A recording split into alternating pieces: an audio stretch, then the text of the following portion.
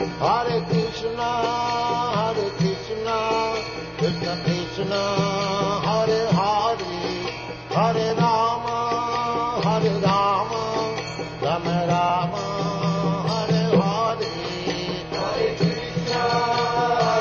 Hare Krishna, I am Satyavrta Maharaja Dasa from Hare Krishna Prasthana Trishur. This is in response to a video of Bhakti Vikasa Swami Maharaj on book change. As the book changes issue rages on, just one point, some food for thought. One of the very well-known verses of Bhagavad Gita, well-known among us who are, after all, from lecture backgrounds, very well known because Srila Prabhupada kindly gave us this knowledge, gave us Bhagavad Gita as it is. A very well-known verse, chapter 2, text 20, Na jayate mriyate va kadachin nayang bhutva bhavita va na bhuyaha ajo nityang shashvato yang purano na hanyate hanyamane sharire. Now I'm just going to talk about the translation of the second line, which in the 1972 Macmillan edition was, nor having once been does he ever cease to be. Sounds very poetical. It's Hayagriva Prabhu, no doubt, was a very talented wordsmith. He had some juice, some flair in his writing. And in the revised edition, I'll just see what it says. He, referring to the soul, has not come into being, does not come into being, and will not come into being. Now that's a very distinct difference. It's not just a difference of changing a word or two. It's a different meaning. It's far more words. What's going on here doesn't seem to be right. Or we may say, well, it's obviously wrong. We just can't change what Srila Prabhupada gave and approved of. In the video, Bhakti Vikasa Swami Maharaj says that the book change issue rages on, but there's more to it than what apparently is seen. He quotes a verse from Bhagavad Gita 2.20, Na jayade mriyade va kadajin nayam bhutva bhavida va na bhuya ajo nityam shashadoyam purano na hanyade hanyamane sharire. Then he gives a translation of the second line of the verse, translation of Srila Prabhupada as given in the 1972 Macmillan edition. The translation reads, nor having once been does he ever cease to be. Nor having once been does he ever cease to be. Now Maharaj says that actually this translation is by Hayagriva Prabhu, because Hayagriva Prabhu says that Srila Prabhupada asked him to plagiarize the translations of Dr. Sarvapalli Radhakrishnan from his Bhagavad Gita book. Hayagriva Prabhu says that Srila Prabhupada said that translations are not very important, so he can do it. So accordingly he has done this, giving this translation. Now Maharaj says that this change is next giving the translation as given in the revised edition. The revised edition translation reads, he has not come into being, does not come into being, and will not come into being. So he says that this meaning is totally distinct. It's not a matter of one or two words. It's beyond words. The total meaning is changed. So, Srila Prabhupada, he says that Srila Prabhupada may not have completely checked the translation as given by Hayagriva Prabhu. But Maharaj says that actually the translation has been approved by Srila Prabhupada. So, it obviously becomes translation of Srila Prabhupada only. Because the author of the book is Srila Prabhupada. So the translation as well as the commentary, everything is of Srila Prabhupada only. This Maharaj agrees. This is a bit different from his submission, is a bit different from what the ISKCON Mumbai group, in defense of, in violation of the July 9th, 1977 order of Srila Prabhupada on initiation. One of the defenses raised by the Mumbai group is that the order is not of Srila Prabhupada, but it is a letter by His Holiness Tamal Krishna Goswami Maharaj.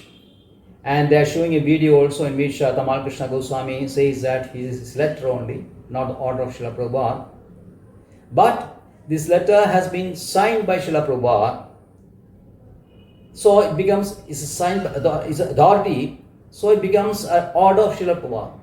Once an authority signs a letter, as we all know, it becomes his order only, not the letter from or drafted by anybody else.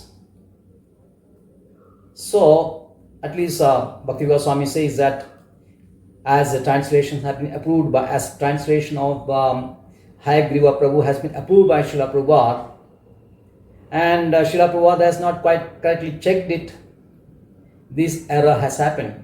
He is subtly indicating that. Then to substantiate that, he is giving word by word meaning and the Sanskrit meaning also. He says that Sanskrit meaning given by Sanskrit meaning of the verse and the teachings of Srila Prabhupada is entirely different from the translation given in the 1972 Macmillan edition of Srila Prabhupada. Then he says that sometimes people may say that the book changers is claiming that they know Sanskrit more. But he says the next word, aja means not born, refuse this. So, according to him, the state of being, when it comes to state of being, indicates that there was a state of not being which is not taught by anywhere. So, he says that considering all this, there are grounds that changes can be made rather than leaving the translation, wrong translation, intact. So he's subtly justifying the book change. Now let us see if the translation of Srila Prabhupada as given in the 1972 Macmillan edition, nor having once been, does he ever cease to be, is wrong. Now, if we see the translations of great acharyas like Madhvacharya, Ramanujacharya and Shankaracharya, you can be seeing that their translation is exactly similar to what Srila Prabhupada has given. Let us first see the translation as given by Srila Madhvacharya. Madhvacharya says, the second line, nor having once come to be, ceases to be again. Nor having once come to be, ceases to be again. This is the translation given by Madhvacharya, which is similar to what Srila Prabhupada has given. Now let us see what is the translation given by Shankaracharya. Shankaracharya's second line says, having been born, it never ceases to be again. Now the first sentence, it is given, this self is never born, never dies either. Then having been born, it never ceases to be again. In the commentary, Shankaracharya says, because having been, that is having experienced the state of being, this self does not reach again the state of non-being. I'll read once more. Because having been, that is having experienced the state of being, this self does not again reach the state of non-being, therefore it does not die. So the meaning is very clear. It is given, this is given by Shankaracharya, and let's finally see the translation is given by Sri Ramanujacharya. Ramanujacharya says, having come into being once, it never ceased to be. Exactly the translation given by Srila Prabhupada. Having come into being once, it never ceases to be. So as Maharaj says, the second line is very philosophical. It speaks about the origin of the jiva. So, Chaitanya Charitamrita, as we know, teaches us that jiva came into being as an expansion of Krishna. Krishna expands two ways, Swamsha, Vibhinnamsha. So, jiva is expansion in Vibhinnamsha. It is expanded and then comes into being.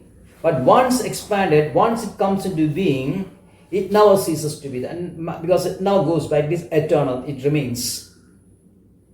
So, having been or coming into being is different from being born. So, we can see the philosophical side as well as the translations given by all the great leading acharyas, that Srila Prabhupada's translation is perfect and the change